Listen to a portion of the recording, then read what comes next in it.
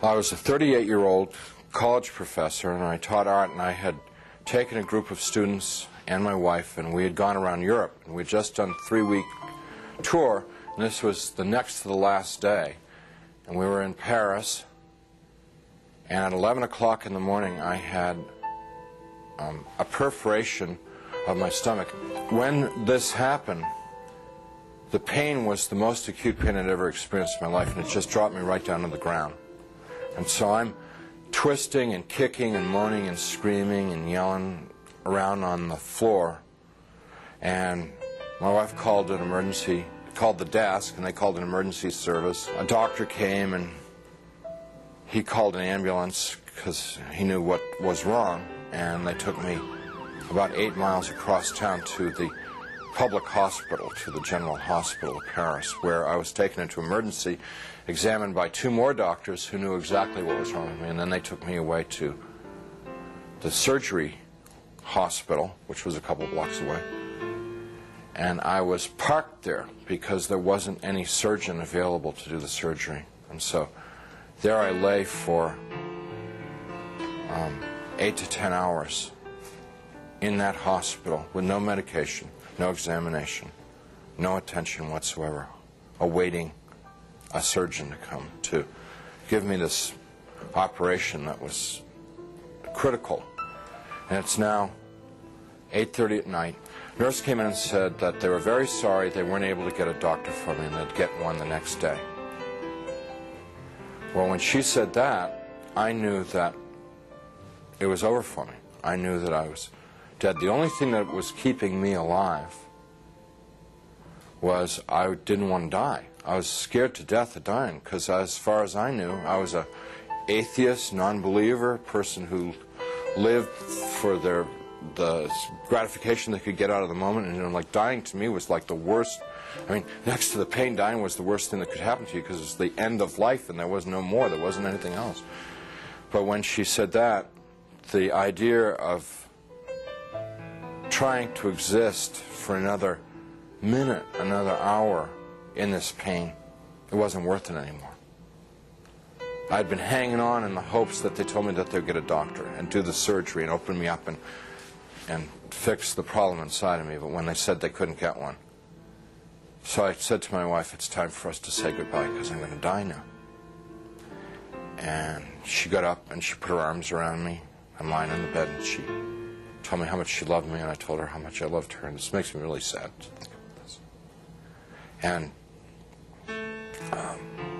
we made our goodbyes, you know, said those things that you'd say to who'd been married 20 years, say all those kinds of things. I can't tell you because I'll just start crying, but she finally sat down because she knew it was over. And I knew. And it was just so hard looking at her crying like that, and I just closed my eyes. Just let it go. And I went unconscious.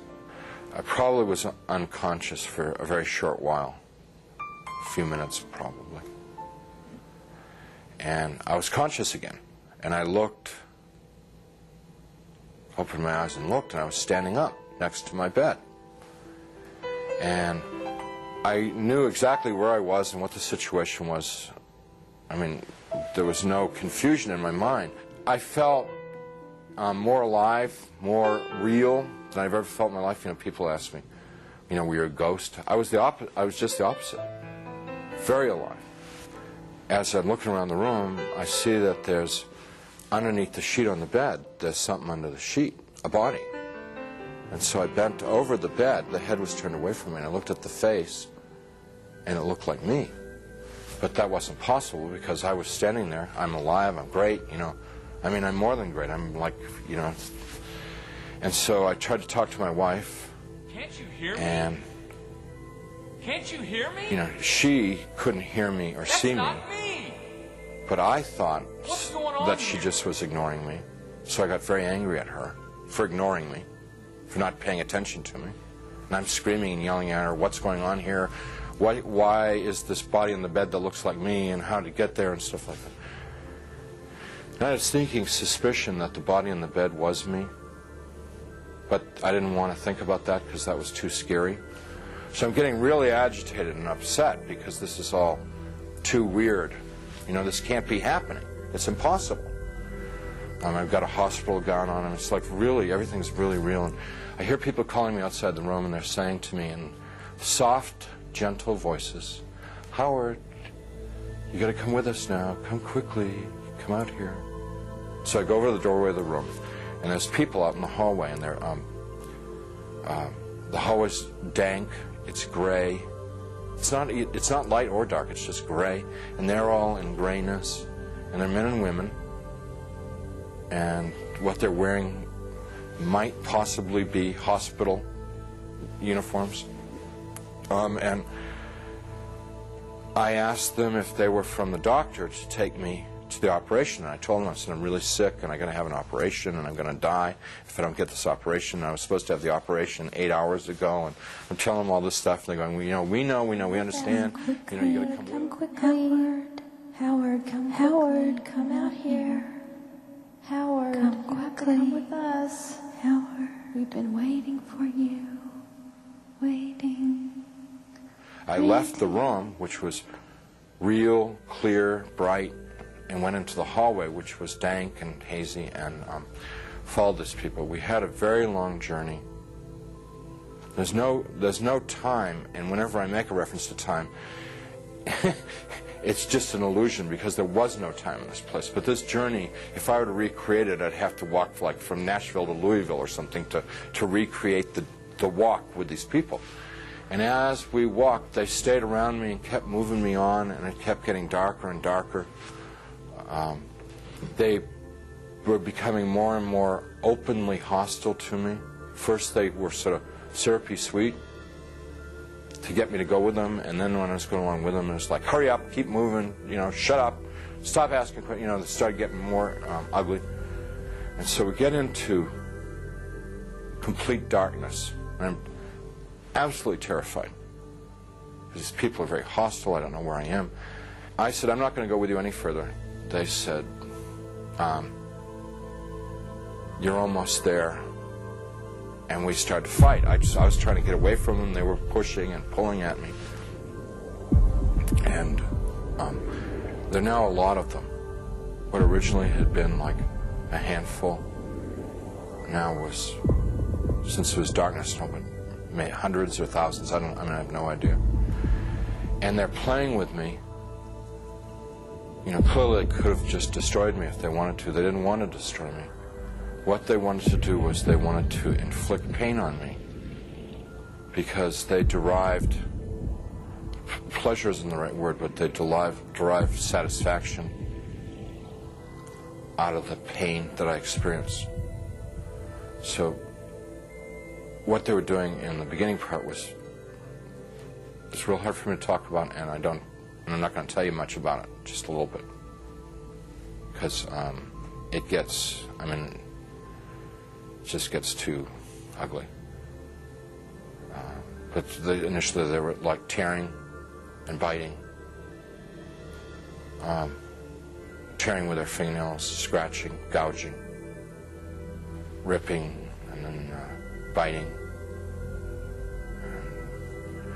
Trying to defend myself, trying to fight them off, trying to get away from them, but it's like being in a beehive. There's just hundreds of them all over me. And I eventually was just laying on the ground there, all ripped up, pain everywhere, inside, outside, and even harder to bear than the physical pain was the emotional pain of what had just happened to me. The utter degradation that I just experienced. You know, I never once felt that it was unjust or wrong. I heard my voice. It wasn't somebody else's voice. It wasn't the voice of God or anything. It was my voice. And I heard it speak, but I didn't speak it. So whether it's the voice of my conscience or, I don't know what it was just, but I distinctly heard my voice say, pray to God. And so I thought to myself, I don't believe in God. Pray to God. And I'm thinking, even if I could pray, I don't know how to pray anymore. I haven't prayed. And at that time, I probably hadn't prayed in 22, 23 years. So I'm thinking, like, when I was a child, and we said prayers in Sunday school, and we said prayers in church, and what did we say? And I'm trying to think of it, because to me, to pray was to recite something that I'd learned. That's what I thought a prayer was then. So let's see, the Lord is my shepherd. Give us this day our daily bread. My country, 'tis of thee. No, that's not a prayer. That's wrong. Let's see. Yea, though I walk through the valley of the shadow of death, 77 years ago, our forefathers. I'm getting all of them mixed up. I can't remember how to pray. And then the people who are around me, every time I'd mention God, these people who had attacked me and beaten me, every time I mentioned God, it was as if mentioning God was throwing boiling water on them. They would shriek, they would scream, they would yell, and in worse profanity than anything I've ever heard in this world. The other thing that was happening was that they couldn't bear to be around me talking about God. It was so painful for them to hear about God that they kept backing away. And so I had a sense that I could push them away by talking about God. And so I'm trying to remember prayers, and I'm getting all confused and mixed up, and it was just all crazy. And I'm lying there, and eventually I realized that they're gone, and I'm alone. Now, I was alone there for an eternity. And what I mean by that was absolutely no sense of time. But I thought about my life, thought about what I'd done and what I hadn't done. I thought about the situation I was in. And the conclusion that I came to is that I had lived my adult life. I had lived a selfish life. My only God in my adult life was myself. I realized that I was something terribly, terribly wrong with my life, and that the people that attacked me were the same kind of people that I was. They were not monsters, they weren't demons. They were people who had missed it. The point of being born and being alive in this world. They'd missed it, and they'd lived lives of selfishness and cruelty. And now we're in a world where there was nothing else. There was nothing but selfishness and cruelty, and they were doomed to inflict that upon each other and upon themselves, probably forever and ever and ever and ever, without end. And now I was a part of it. And it seemed like, although I didn't want to be there, it seemed like probably the right place for me to be. There was a sense of like, this is what I deserve, because this is what I lived. You can't imagine how emotionally painful that was.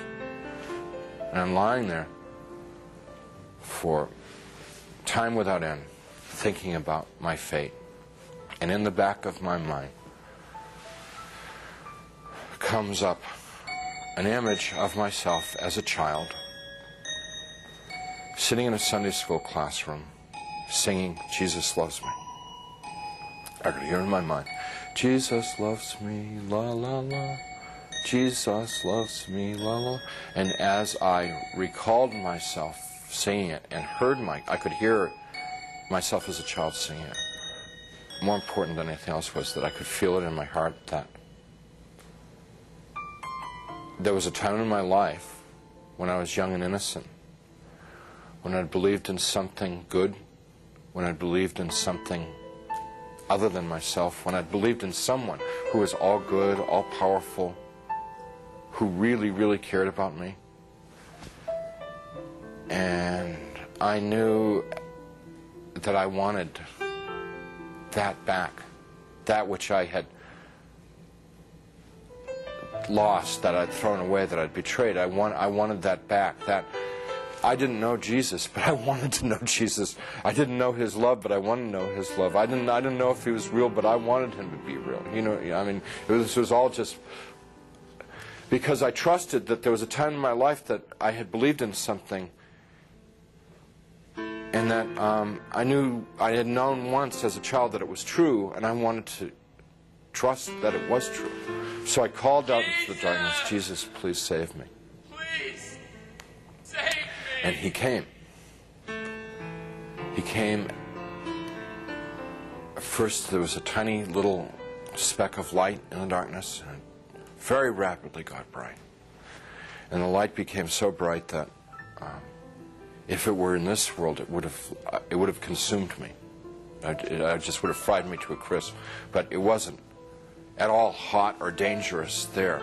The light just came upon me, and he reached down. He was in this light, and he reached down out of this light and gently started to pick me up. And in his light, I could see that I was gore and filth and wounds all over, and I looked like roadkill. And he's gently putting his hands underneath me and very tenderly picking me up. And as he's touching me, everything just goes away.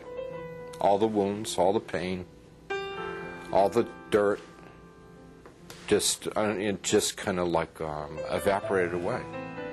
And I'm like whole and healed. And inside, just filled with his love, which I wish I could be more articulate about. It's so frustrating not being able to tell people about it, because you know, it's the best thing that ever happened to me in my life. I mean, it's like it's the everything. You know, it's the all of life is to know that love. And you know, I get to it and I just can't describe it. I can't convey it to you. So he's holding me and embracing me, rubbing my back like a father would his son, like a mother would her daughter, just gently rubbing my back. And I'm bawling like a baby, out of happiness. I mean, like the release, you know, having been lost and now been found, having been dead and now brought back to life, you know. And he's carrying me out of there. Up, we just go. Out, gone.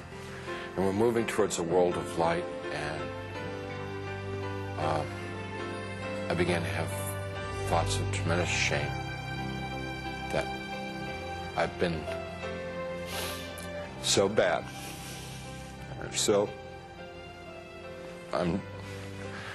I thought of myself as dirt, garbage, filth.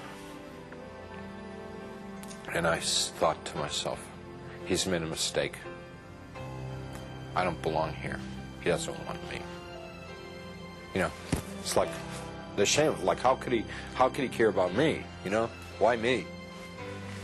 I'm bad.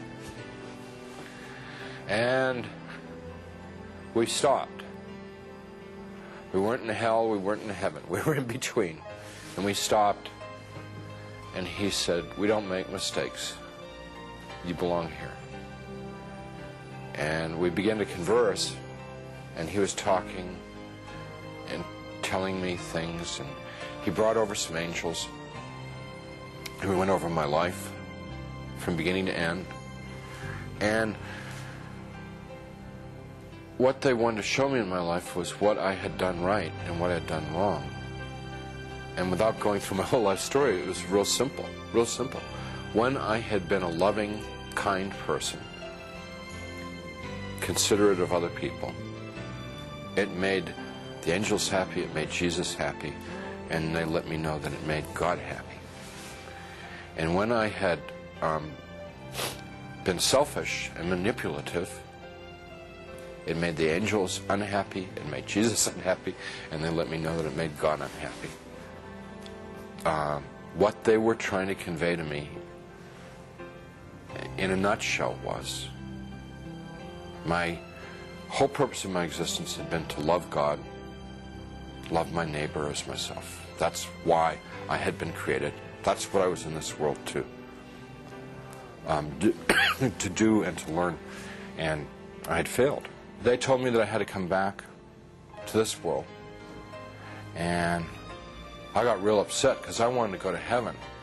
What they told me about heaven, it's like the most fun, most interesting. I mean, it's the most wonderful place. I mean, everybody would want to go to heaven, and I wanted to get there. And they said that I wasn't ready, I wasn't fit, that it wasn't my time to go to heaven. It was my time to come back to this world and try and live the way that God wanted me to live, the way God had created me to live in the first place. I told them, Jesus and the angels, that I couldn't live in this world without them. And I said that I would have, my heart would break to send me back to this world, because they'd be there and I'd be here. And they said to me, you don't get it? What is the matter? We were showing you all this, we would explain to you. We've always been there. We always have been there. We've always been with you all this time. And you've never been alone down there. And I said, you've got to let me know that you're around once in a while. So they said, if I prayed and confessed my sins to God, and gave what I had, and what they meant by what I had was gave my worries, my cares, my hopes, my dreams, just gave it all up to God. That there would be times when they would be there, and I would know in my heart that they were there. Wouldn't necessarily see them or hear them, but I would feel the love like I'd felt it then. And I said, if you will assure me that there are times when I can know that love, I could live in this world. And they said that they would do that, and with that they sent me back. After the experience, the nurse who had been in the room a few minutes before and said they couldn't find a doctor, and they'd try and get one the next time, she came running back to the room and she said, a doctor's arrived at the hospital, which was like, this is all pretty miraculous stuff, because this is now like 9:30 at night, around 9:30 at night. She said, doctor's arrived at the hospital and we're going to have do surgery on you right away. And some orderlies and people came in and they threw my wife out of the room. And it's very disturbing because I was trying to tell them and I wanted to tell my wife what had happened to me. So when I passed my wife in the hall on the gurney on the way to the surgery, I said, everything's going to be great. And she just started bawling because she thought like that was like a dying man, you know. You know. Strange thing about the experience is the memory hasn't dulled at all. It's real intense. And I don't know, it stays intense. And I believe that one of the reasons that God gave me this experience so that I would have an opportunity to share it with someone. I don't know who, I never know who, but I would have the opportunity to share it with somebody so that it could be of help to them.